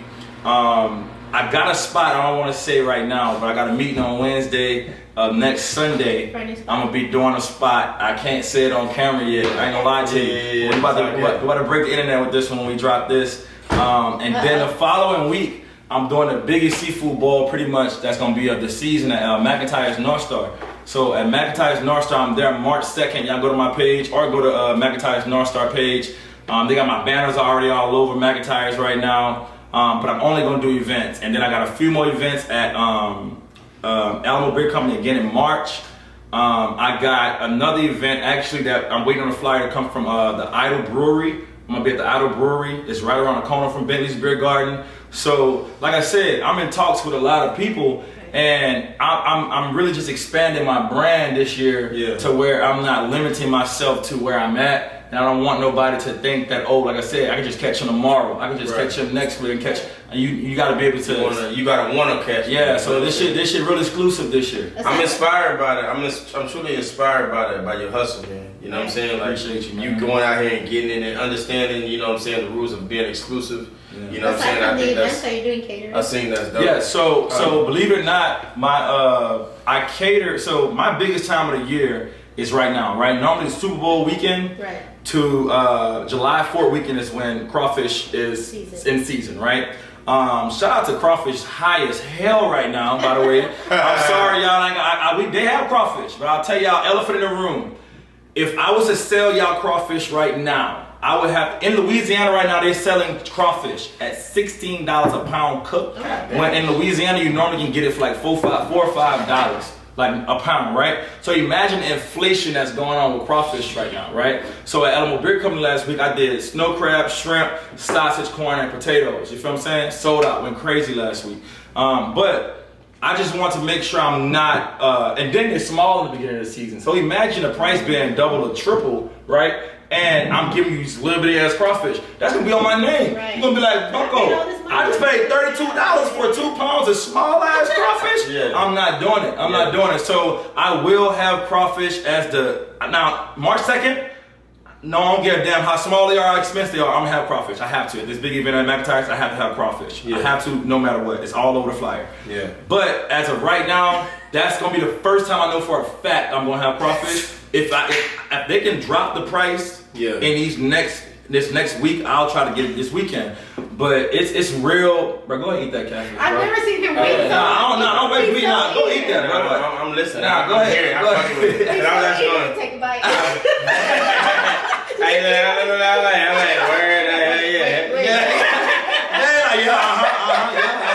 Go ahead. You put Louisiana on it? Oh, you know it. You see it in there, nigga. But no, you know what's crazy, bro? I had I'm glad to hear you to explain those prices and shit too, though. Crazy. People understand why you have. I remember we bought a box. I bought a box of crawfish because I knew that somebody at the time, you know what I'm saying? I didn't have a Cajun King at that time. I didn't know my dog. So no, somebody that I knew could make it.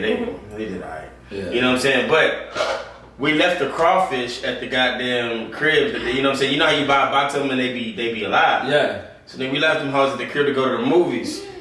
Came back, them motherfuckers was all over the house, nigga. Ooh, yeah. I don't know how the fuck they got out that box. Yeah, they'll pinch out that bag. They'll pinch out that bag and crawl over. But to answer your question, you asked if I cater. Yes, I cater all year long. So for any type of events, parties, birthday parties, business, I cater all year long. The thing is, I mainly bowl from Super Bowl weekend to July 4th. Catering is big for me from July to December, right? Especially in the wintertime, right? Christmas parties, like holidays, like catering is big for me towards the last three or 4 months of the year. But I cater all the time. Like if anybody was to inquire about a catering order, weddings, quinceañeras. Yeah, long as I know at least I can say a couple days. As long as I know 48 hours in advance, I can get it done. Like awesome. I have my garage is fully equipment now where I can really do a wedding if I wanted to. Yeah. Wow. So yeah, I can do a wedding if I wanted to. You want me to? Yes, please.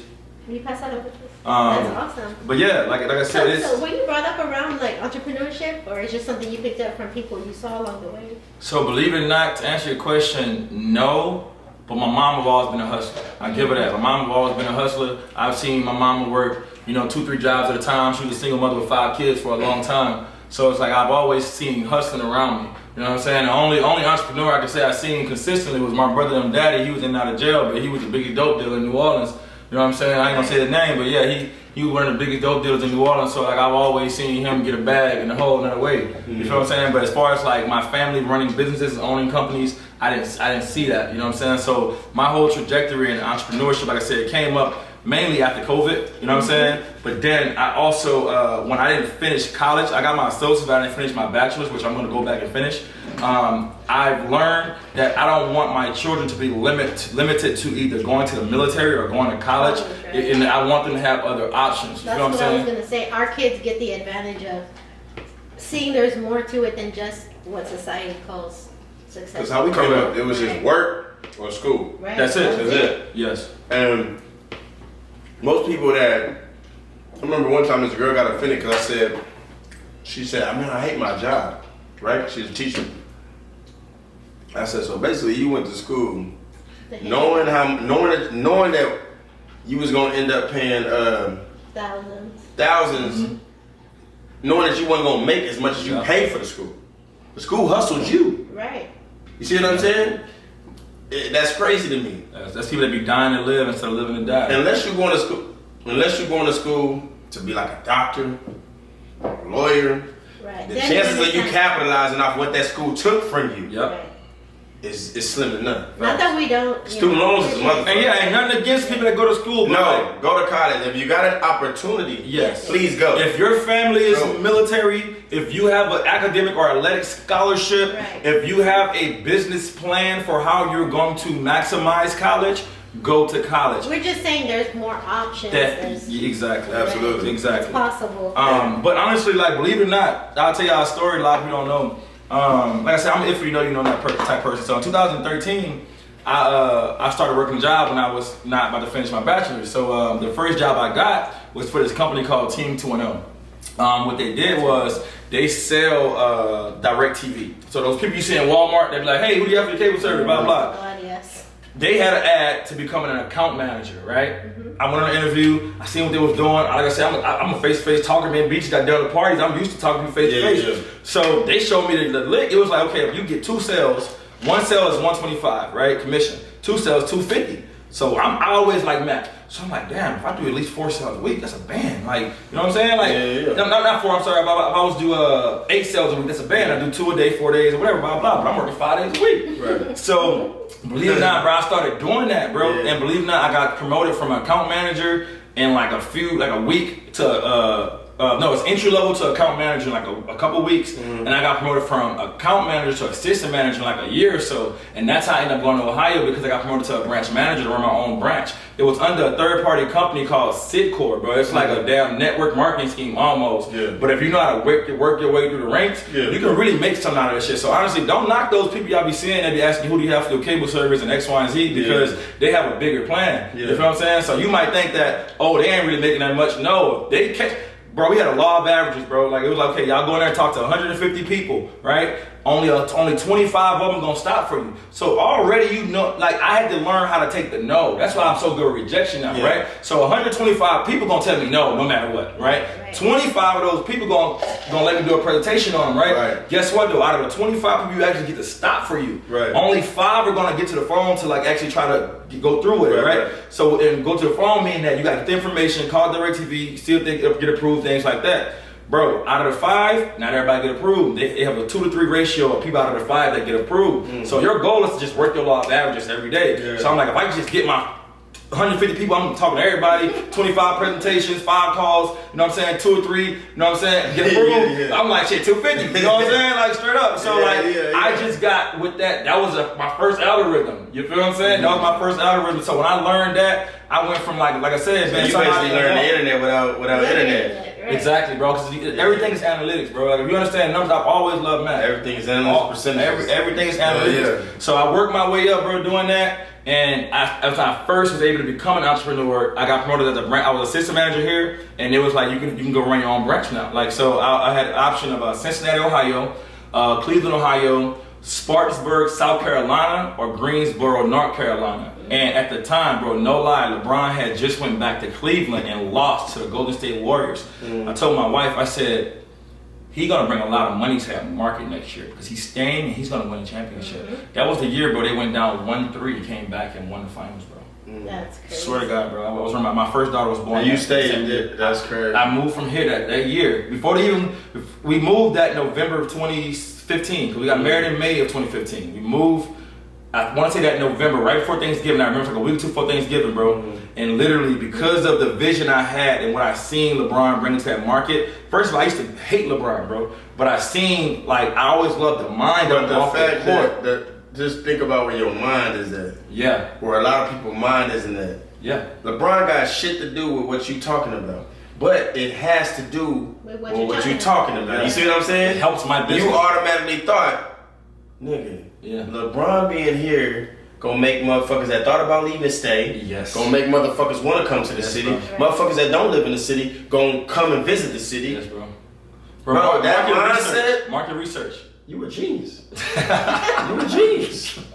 You would accept that shit. Accept that shit. Embrace that shit. You a genius. Yeah, bro. I called it, bro. I'm not gonna lie to you. I don't like the. I got a lot of stuff that I call out. I make sure I say it to at least one person because if it does happen, like last week when the Chiefs was down by 10 points, I told everybody in the bar. I said they're gonna come back and win by 3 points. What was the ending score? They won by 3 points. 3 points. But I make sure I vocalize to somebody else so when it does transpire, I don't. They like, no, this fool, he said that. Like, I swear to God, bro. So for me to actually uproot my wife and I to a city that's 2,200 miles away, I take 5 of my employees from here, bro. All of these people moved their life with me, bro.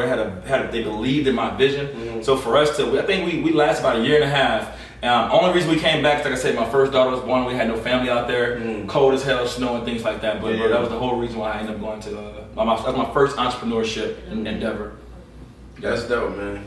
That's dope. Well, you know what I'm saying? Listen, bro, we definitely have learned. I feel like you've educated a lot of people on a lot of different things. And what's dope is, man, is that your business, it teaches so much more things. There's so many gems in what you said today. Yeah. And everything that you said today, you know what I'm saying? Let's talk about the importance of what you do and being a father. You see what I'm saying? Because you are a very dedicated father. I learned this not only just watching some of your videos on the internet, you know what I mean? Any nigga could post on the internet him kicking it with his kids, you feel me what I'm saying? Yeah. But you actually, you know, some of the first conversations that me and you ever have at a bar About our daughters. is about our daughters. Yeah. You know what I'm saying? Yeah. We talk about, hey Craig, I'm gonna spank her ass today, Craig. Like, don't do that. Let me tell you how to handle this situation. You know what I'm saying? Like we have some deep, dope conversations, and you can always tell when a father truly loves his daughters because conversations like that come up in those environments. Yeah. You know what I'm saying? Those are environments that you're supposed to actually forget about that, right? And for that moment, Yeah. you know what I'm saying? A lot of people can. I can't. I can't either. You know what I'm saying? And that's why I feel like that, like, you know, it's always. And I think that me and you got closer when we both found out we girl was dads. girl dads. Yeah. You know what I'm saying? I think that's when our bond started to like. We was like, oh shit, this nigga's a girl dad. You know what I'm saying? Like That's different. That's different. It's different, bro. So you pitch your nails too. you want to too, just like me. Yeah. So let me ask you, bro.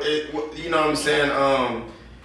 Is it hard? Because you know what I'm saying. Explain. Well, I know it can be hard sometimes, but explain to the people that don't understand what we girl dads really go through, dog. They need to hear. So it's so important to you. You know what I'm saying? Your love for your passion for your daughters pours out every time you show up somewhere. Yes, bro. You know what I'm saying? Just talk about that a little bit. You know what I mean? Yeah, that's my everything, bro. That's my world. You know what I'm saying? And every man, first of all, you can't lie. You want to have a son, right? You want to be able to have a carbon copy of yourself. You can't wait to be like, I can't wait to have a little junior mini. You know what I'm saying? Like, you can't wait that, but it's like God really ordained us to be girl dads. You Right. feel what I'm saying? Like, and I think what He did for me, first of all, I was raised around a lot of women. I had one uncle that really wasn't present as an uncle. My dad wasn't around. The women actually like kind of overpowered my family. So it's like for me to have daughters, it kind of like made me understand women more. Mm-hmm. You feel what I'm saying? Like, you know, it gives you a level of patience for women that you would have never had. Yeah, you know what I'm saying? Yeah. So now I'm seeing, like, I'm understanding the mentality of a woman from, like, here now. You feel what I'm saying? And I'm like, damn, no wonder your mom act like that. No wonder, like, you start understanding y'all feelings. You start being more empathetic to women. You feel what I'm saying? So God did that. You feel what I'm saying? So God was like, nah, you don't need a son. It's gonna be too easy for you. It may not be easy, but it's gonna be simple. You know why? Right. Because you already a man. You already a boy. You are a male species. Not you much feel? to learn. I mean, there's to learn, but not as much as a daughter. Exactly. And I've always felt you stop raising, you really kind of stop raising a son at like 13, 14. Because you want him to go figure it out. You know what I'm saying? And then too, like, he kind of sees from you from all those years. Mm-hmm. And then he kind of got his 14, they start kind of learning their own. A daughter, most of the time, It never stops. they always need their dad. Like, I know grown women. I know that, bro. I know that I'm gonna need to continue to make money because I know my daughter's still gonna come to my crib at 30 years old. Like, Yeah. pops, I need $150. Like, bitch, you wrong. Where your nigga at? Facts. I might do something right. That's what I'm saying. Like, Nah, facts, bro. I think them, like I said, them daughters, they just hit different, bro. Like, honestly, like, I'm just a sidetrack. That's why I don't, excuse my language, I don't deal with bitch niggas. Yeah. Like, straight up. Because I gotta consider 5 women feelings every fucking day. That's a lot. Right? My 3 daughters, my wife, and my baby mom. I gotta consider all their feelings every day. All these women. So when I meet men that have like women tendencies, bro, like soft, I'm like, bro, yeah, I ain't got time for that bitch shit. Like, bro, I gotta do this all day, fam. Like, I'm sitting here like, whining, bro. Like, come on, bro. I gotta tell my daughter stop whining. So when I hear a man or a boy whining, I'm like, come on, dog. Like, especially little boys. Like, and I got nephews too, and I'm tough on my nephews. We have tough conversations. We have hard conversations. I want them to be a better version of a man than I can ever be. You feel what I'm saying? But them daughters and like my nieces, it's like I have a soft spot in my heart for them, bro. That is totally different. You know what I'm saying? Right. So like raising daughters. It's like God is not gonna, first of all, put you in a position that you can't handle. Right. So now, like learning these women, bro, and learning how they move, why they cry, why they like, oh damn, you know what? I want to react a certain way, but I can't. Like, oh shit, I did react a certain way. Damn, she started crying. Like, you know what I'm saying? So you try to find ways. It's really like chess, not checkers. You know what I'm saying? It's like you start learning chess because you learn how to move. You learn how to just help them. I tell people like this, bro. Having a daughter, you want to tell them about the fire and how hot the fire is before they touch the fire. yeah. If I had a son, go ahead and touch the fire. Go touch it. You know what I'm saying? You want to see? Go see what happens when you touch it. Yeah. A daughter, you want to be able to actually. You want to be. You want them to make that decision knowing what the consequences behind that decision. Yeah, bro. You want to be more fire prevention than a firefighter, right? Yeah, you know what I'm saying? A son, you want to go put that fire out because now you didn't learn. But a daughter, you're like, nah. I want to tell you about it before you even bump your head. I want to tell you about it before you even fall. You know what I'm saying? So it's like. And I started totally realizing that too with daughters. Like, you know, the things that my daughters tell me now, I could have never said with my father. My father's been around in my life, my entire life. That's a blessing. You know what I'm saying? Like, That's it a is because my father, people ask me all the time, how was it like having your father? I told my dad, it's crazy. I had to fight in high school because I had a father. Yep. Because niggas you're thought I like was 1%. soft. You're like 1%. They thought I was soft. So it was like having a father, watching him be a father for kids that never knew their father. Like the homies, you know what I'm saying? Uh-huh. You know what I mean? Like, so when I look at that, I'm like, with my daughters, it goes back to what you just said. Like, it's hard to have, what do you call it? Like, be empathetic toward a bitch nigga when I deal with my baby mother's situation, I deal with my kids. Listen, even females outside of that, if you're not my girl, I'm not dealing. I have the time, the patience. I'm not dealing with that shit because people will try to make you feel guilty for how they feel. Yeah. You see what I'm saying? The victimized. I feel this way, so you should care. Yeah. No, you should care. No, I don't have to because they need me for survival. You need to go find your daddy because you know what I'm saying? I gotta do that straight for my up. daughter. So why you are a grown person? Yeah. Why do I need to care for you? You have to figure it out. Yeah. You know what I'm saying? And that's where a lot of people, we spend so much time trying to help everybody and make sure that everybody's good and not mad at us. And bro, I'm telling you right now, it's an art to not giving a fuck. Yeah. But you gotta have a practice of that shit because you don't want to not give a fuck about anything.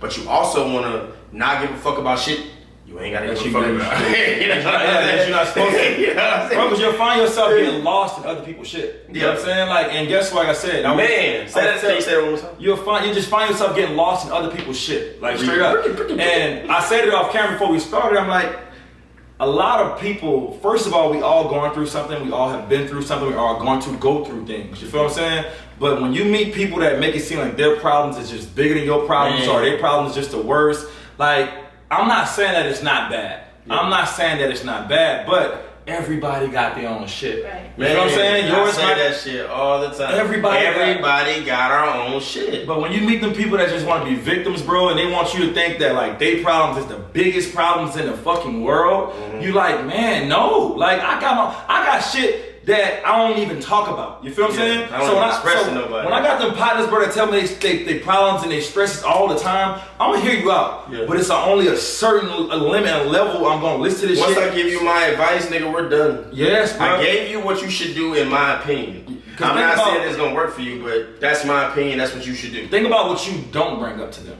Right? Yeah. And they choosing to bring up every single fucking thing they going through, right? Especially niggas that ain't got no kids. Oh boy, don't fucking talk to me. Especially niggas that got kids, but ain't there for their kids. Like that's a whole nother level. Like I ain't gonna lie to you. That's a fucking headache. Yeah, I ain't gonna lie to you. I really don't fuck with nobody that have children that don't try to do what's best for their children to be in their life to at least. And trust me, I understand. Some people have had their children taken away from them. They're not actually given the opportunities as other men to actually be. Trust me, I went through a fight last year. You feel me? But I pray for you. You know what I'm saying? Actually, any man that's watching this, if you need any type of resource in San Antonio about how to get your child, how to be in your child's life, don't ever just think that it's over with or it's just a failure or you can't fight too much or you can't fight for your kids. Yeah. But people that don't try, bro, I can't fuck with them. I can't fuck with them. I ain't have my dad around, bro. Once you give up, because your kids, you can't give up on your kids, bro. Because when they grow up, they're gonna start wondering why didn't you fight for me? Yep. You know what I'm saying? And that's the thing is like, you don't ever want your kid to ask you that question. Yep. And you can't keep saying like, well, your mom didn't. No, nigga, you gotta do whatever it takes. I told me and my baby mother, we cool. You know what I'm saying? She just got married. Shout out to her. She just got married and I'm cool with her husband. But nigga, she also knows me. Yeah. Nigga, I go to jail for a restraining order. That's just a paper. Yeah. You know I'm pulling up when I get out. Facts. And when I go back to jail again and I get out, you know I'm pulling up when I get out. So she knows that about me. Bro, real fathers are head first of their babies. That's what I'm saying. Like nothing can keep me away, nigga. Nothing that you really have to put me in that ground for me to stay away from my kids. You have to. That's the only way you could ever do it. And you gotta love your kids that deeply because you know my kids. You can ask them right now, who's the best, and they gonna scream daddy. You know what I'm saying? It's no question. That's just what it's programmed in their head. Yeah. And then when when I say what is love, it's not a word, it's an action, Dad. Exactly. That's what I teach them. You know what I'm saying? So I don't worry about niggas hollering at them when they get a certain age because they gonna know. A nigga gonna have to work so hard for that. By the time he get it, he gonna want to marry her. Yeah, you focus. I had to work too fucking hard. That's principle. You know what I'm saying? And you gotta teach your daughters that because you're not gonna be there for every moment. You're not gonna be there, and they have to want to. Growing up, I had partners that did a lot of different shit. Every one of my partners is in a gang. I don't know one, maybe a couple that I'm really close with that's not in the gang. You feel what I'm saying? But I knew not to join certain things. I knew not because I thought I was gonna get in trouble, not because I didn't. It was because nigga, I fucked with my pops, and I didn't want to disappoint my nigga. Yeah. You see what I'm saying? My pops is my nigga. I just, you know what I mean? Like I kick it with him, like that's my nigga. So I didn't want to disappoint him as a son. Cause I'm gonna tell you something right now. Your pops hit you, spank you, beat you the fuck up. You can get past all that shit, but the moment he look at you, don't say shit, and walk the fuck away, like he got nothing to say. That's the most hurtful shit that you could experience. Yeah, you know what I'm saying? My daughters know, man. Like I don't put my hands on my daughters at all, but they know if daddy, they don't like to make daddy mad. Yeah, you know what I'm saying? Because I do everything I can to make sure they have the lifestyle that I never could even imagine. Right. Mm-hmm. You feel what I'm saying? So when I know I'm doing that, I need you to follow through when it comes to just being a good person, right? You need to have manners, you gotta have respect, and y'all better fucking love each other. Like whenever I find any type of differences with my daughters, I'm on their top. Like I'm talking about, like my youngest, my middle one, Kaylani, will be saying Kylie name, Kylie, ignoring her. Hey, you don't hear your sister talking to you? Because I'm thinking about like if later on, like if she in a situation where she needs your help and like a bitch trying to fight her or something, and you ain't what? No, we didn't start that. Yeah. You ignoring your sister? Yeah. I'm on your ass. Yeah. Like so, like what I told you, anything that crosses morals, values, and principles. It's crazy that we think that same thing because whenever they say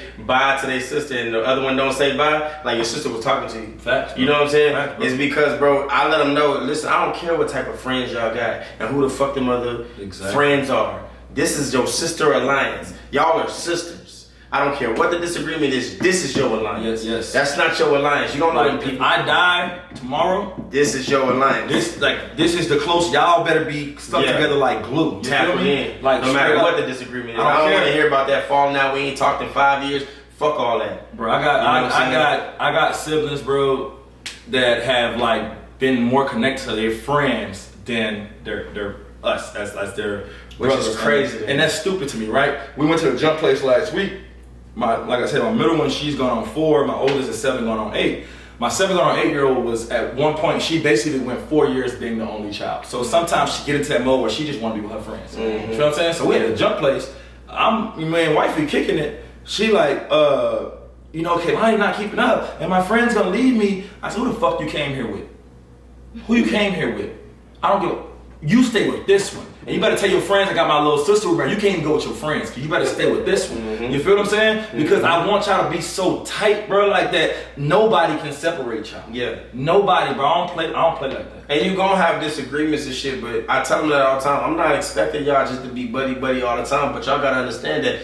Maybe if you need a break from each other, take that break, but come back and have a conversation. Everything is conversation. Yeah. I don't never want to hear y'all not talking to each other. Y'all mad at and y'all mad. Nigga, just split apart, come back, and figure it out. You know what I'm saying? Because they gotta know that bond.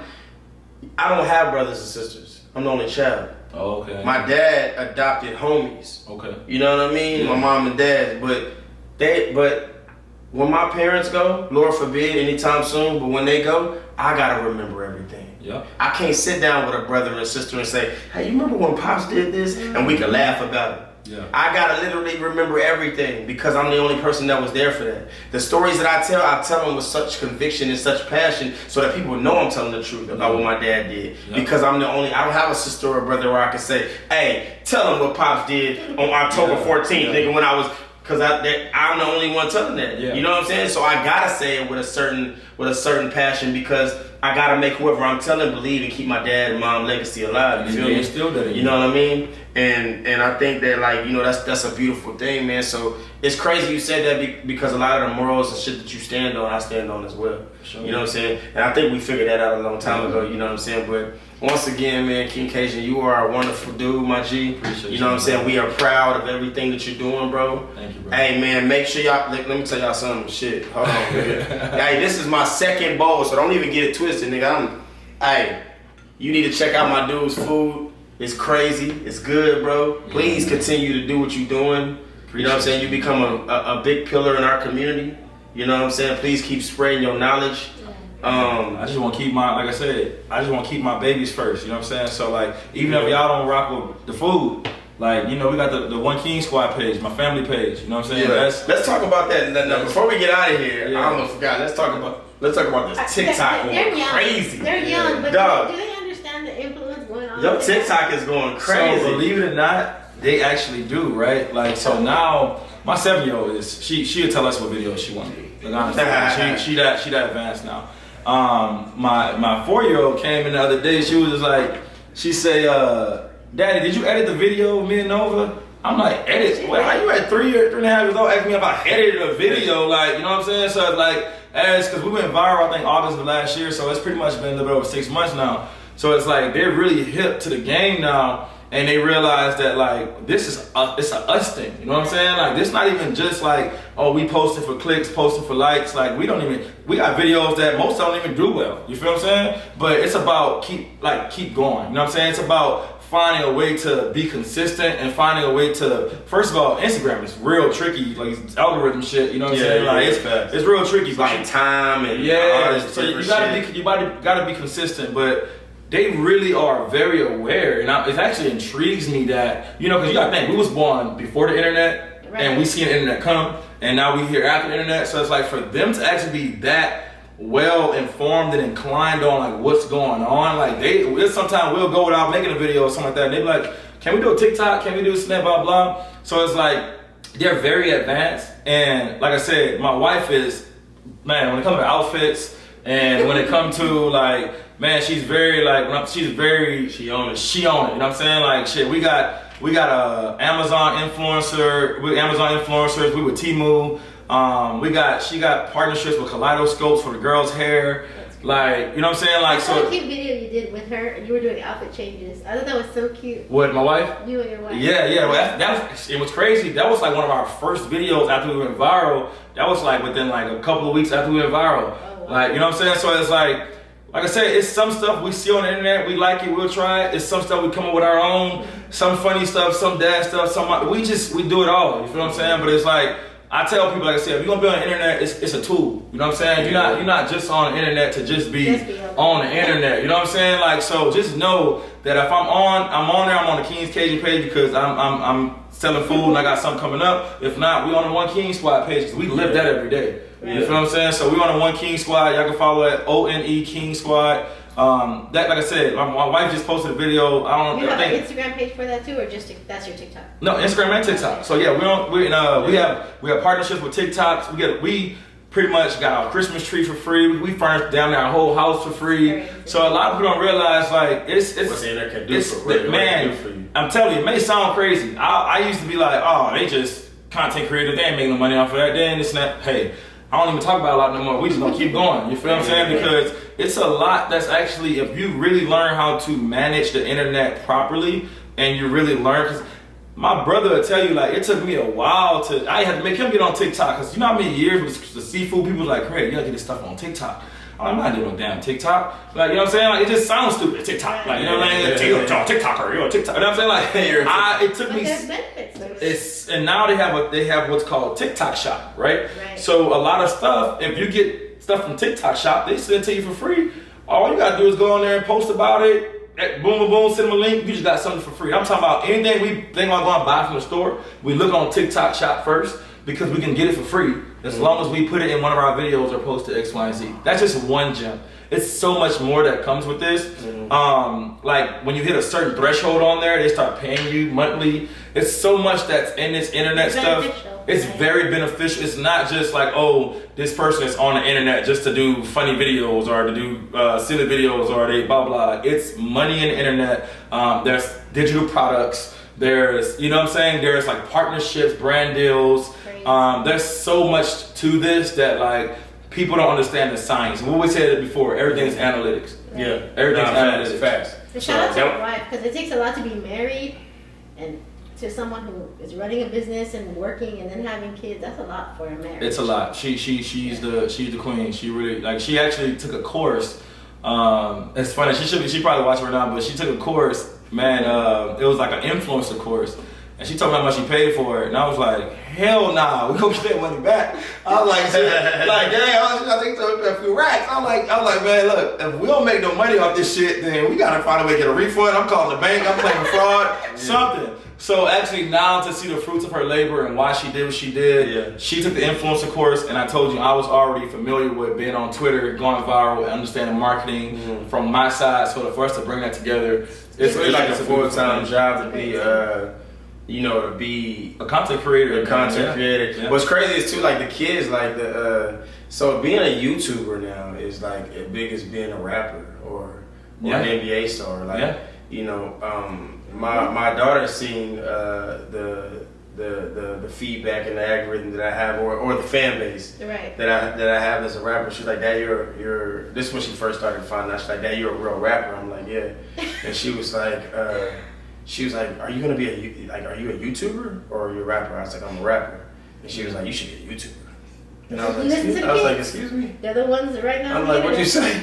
She's like, you should be a YouTuber. Like, she's like, YouTubers, like, they just like, and it's crazy because you got like people like Jake Paul and all these guys that like are fucking YouTubers, and they buy, not this nigga box, and you got like, it's crazy to me, bro. But that's the world we live in now, like where I think that J. Cole has said something on an interview one time with Angie Martinez. He said that I think that like in 100 years, celebrity won't matter, right? Because you could be a mom in the kitchen on TikTok right now and be a fucking celebrity. There's this old white lady that they call her the TikTok mom.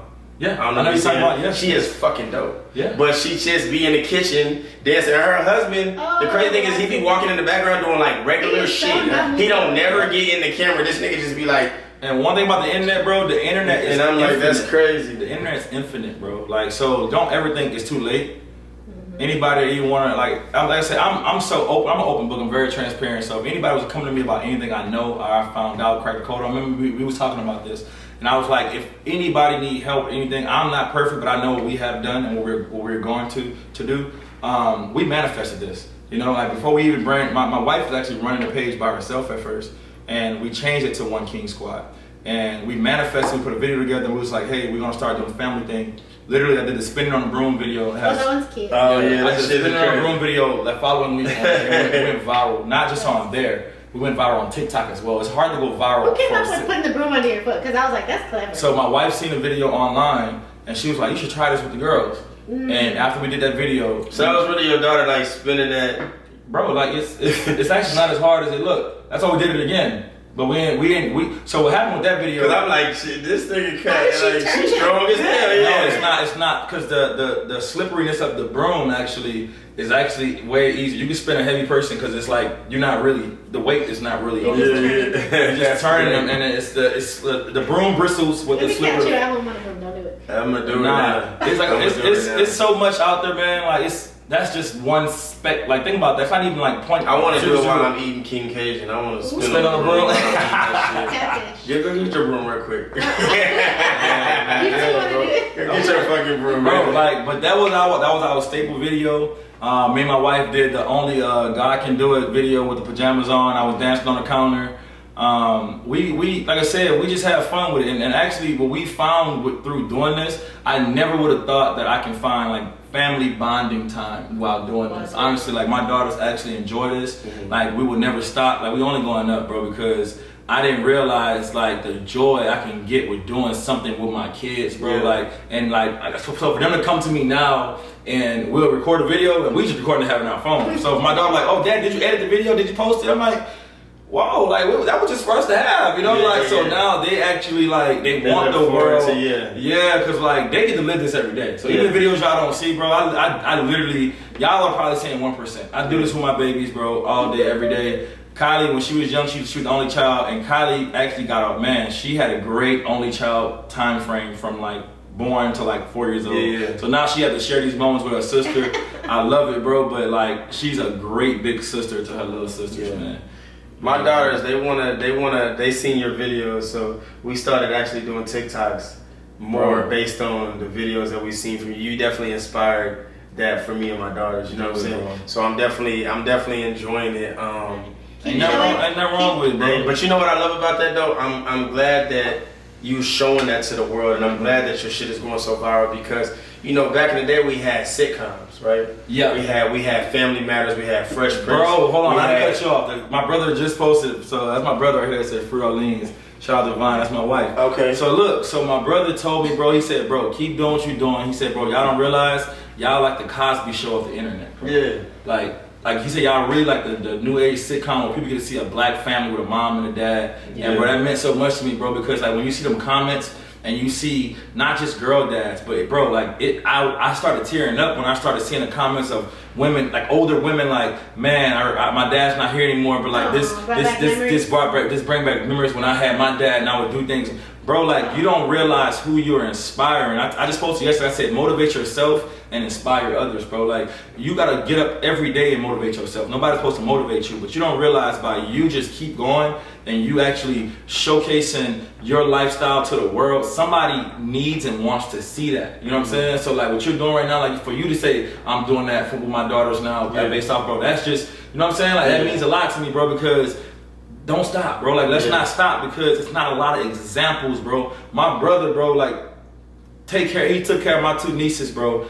He has 5 daughters. So between me and him, we have 8 daughters, bro. Out of my mom's 15 grandkids. Like we all daughters, me and him, bro, all daughters. Wow. So bro, I've seen him raise my 2 nieces, bro, by himself. You know what I'm saying? Like, and like they literally, bro, like been with him since ye high, bro. Like, so to see a man that's actually trying to be a father, and when you know for a fact it's pretty extinct out here, bro, keep going. Right. Because even if you're not getting the motivation, if you're not getting nobody saying like, hey, you're doing a good job, that's not gonna always come, bro.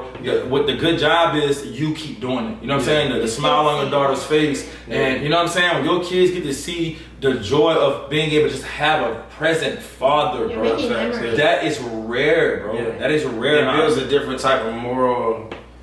It builds a different type of moral within them. Yes, to bro. be able to experience that. For me, you know, people tell me all the time, like, man, like, I love the way you raise your daughters, but they're raising me. Yes, bro. You know what I'm saying? Yes. I thank God for allowing me to be their father.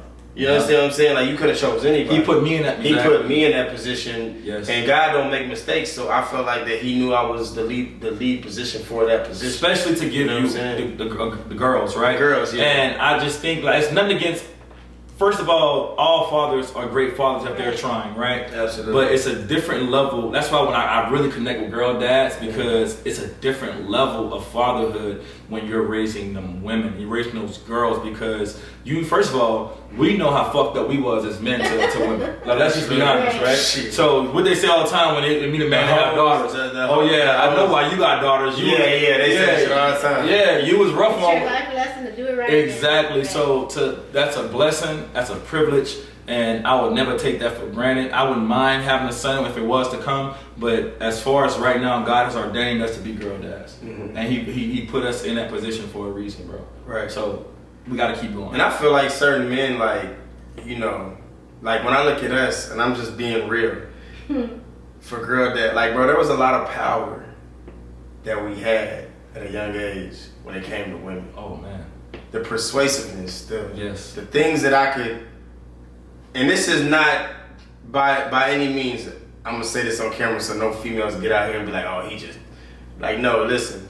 There is a certain persuasion that certain men, there's levels, like Craig said earlier, there's levels to certain men. Some men go and wife the first fine woman that they get because they know that the chances of them getting a woman like that was slim to none, right? Yeah. There's men that have had access to those type of women their whole fucking life. Yes.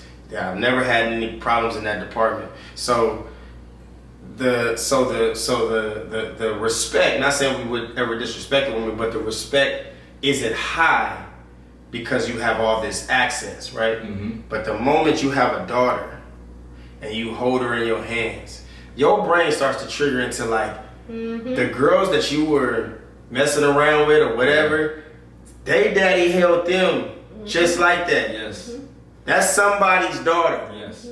So I was like, yo, Mess you up. you know what I'm saying? Yeah. When I would be like, when a girl would come to me and be like, you heard me. Man, get the fuck out of my phone. I ain't trying to hear that shit. But now, even if I don't want to hear it, I'm like, listen, because, fuck, you need to get this emotion out. I understand, even if it's something that I don't feel I need to hear or want to hear, I listen because you need it. Yeah. It ain't got nothing to do with me. You need to express And it's yourself. gonna help you when you run into men like me. Like, when yeah. I was, you know what I'm saying, your age, or you know what I'm saying, I was Yeah. the man, a boy to those little girls. You feel what I'm saying? And we was immature. That's all it was. We were very immature. Yeah, absolutely. And the goal is, like I said, you know how people like, oh, like you know, people tell their daughters tell them like, oh, I can't wait, I want to meet somebody like my dad. I'm like, no, you don't. You know what I'm saying? When my daughter's that age, I'm like, no, you don't, because you know who daddy is now. Has a woman ever asked you, would you let your daughter date somebody like you? Have you ever been asked that question? Not yet. Okay.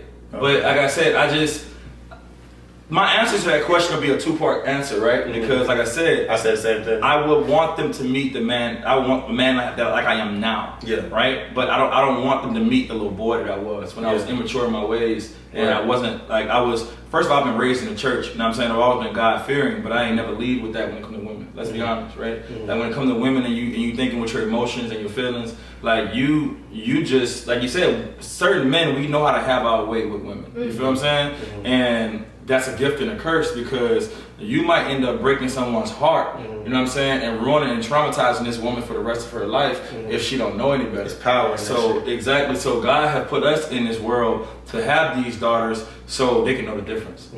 You feel what I'm saying? Because we didn't know no better, but at the same time, there's a lot of women to this day that's probably still broken based off of what we did to them, or you know what I'm saying, how the situation ended up transpiring with them. And I just want my daughter to. I just or want it to became a pattern, like with the men that they dated. Yeah. So they probably started getting broken up with, or fucking they don't know how to, you know what I mean? Because they don't want to give this person a chance because they never had this. Yeah. Most people go where they're comfortable with.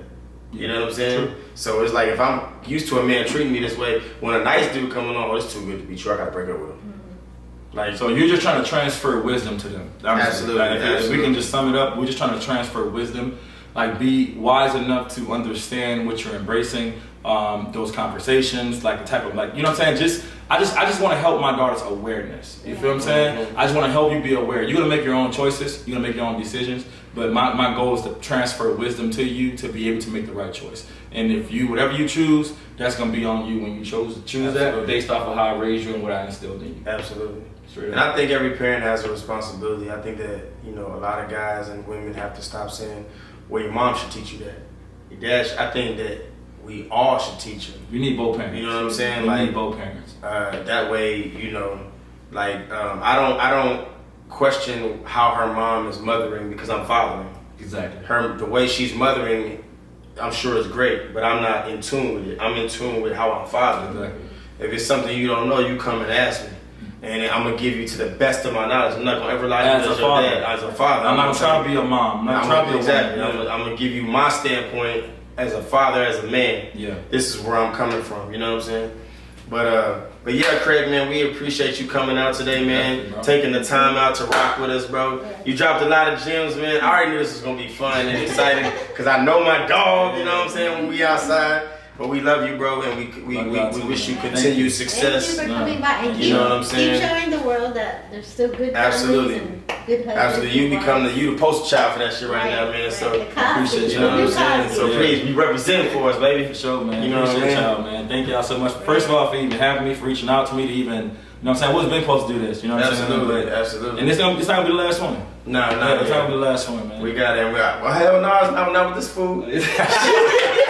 Hey, you better keep bringing it, bro. Hey, matter of fact, we're gonna have Trill Talk catering. We about to get KingsCajun's catering for Trill Talk, no cap. Nah, for sure. Man. We got to put my man on payroll. Let's get it, man. Thank y'all. But y'all already know what it is, man. Let's turn up this music. We finna take y'all out. Hey, first of all, we appreciate everybody that was watching today. Hey, we love y'all. We appreciate y'all. You know what I'm saying? Make sure y'all tap in with my dog, man. Go get some of his food. Get that You know what I'm food. saying? We're going to drop the locations everywhere he's at from now on. So if there's anywhere he's going to be, you're going to know where he's going to be at. You dig? You know what I'm saying? Yes, sir. When you pop.